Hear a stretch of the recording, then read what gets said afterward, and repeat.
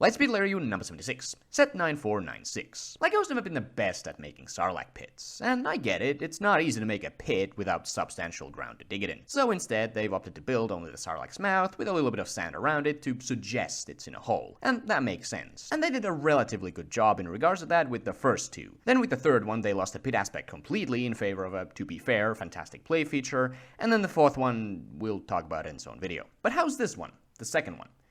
It's my least favorite. The only thing it really has over all the others is the fact you can actually comfortably fit an entire figure inside the beak. That's good and not entirely possible with the other three. Other than that though, it's just an uninteresting design, the dog tank color scheme for the Sarlacc itself doesn't work for me, the beak shape is off, and the teeth are vertical for some reason. The only other positives I can give is that there's clearly a further mouth beyond just a tongue, and that it's round. Neither of which, but especially the latter, should really be positives above any of the others.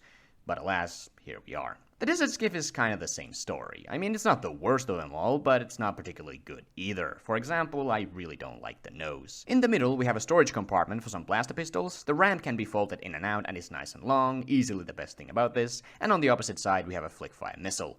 A bit weird, but okay. The whole thing is just a definition of mid, just like the Sarlacc pit. For figures, we have Desert Luke, a very simple figure, but accurately so. Next we have Lando in disguise, that helmet is great and his torso print is nice too. Thirdly, we have Kithaba, one of Jabba's guards, he's also a great figure, I will always love random aliens. And lastly, we have a weird mixed Boba. Most of him is the Empire Strikes Back version, but his cape is correctly green, like in Return of the Jedi. The only problem really is the sand blue arms and legs. Switch those out to light bluish gray and he'd be perfectly good. As he is, he's still fine, just a bit wrong, but at least not as badly as with the new one. Overall, it's an okay set. Both builds are from the weaker end of the spectrum, but the figures are mostly pretty good. Finally, at $25 retail, yeah, that was fine. 6 out of 10. Let me know your thoughts below, and like and subscribe for more.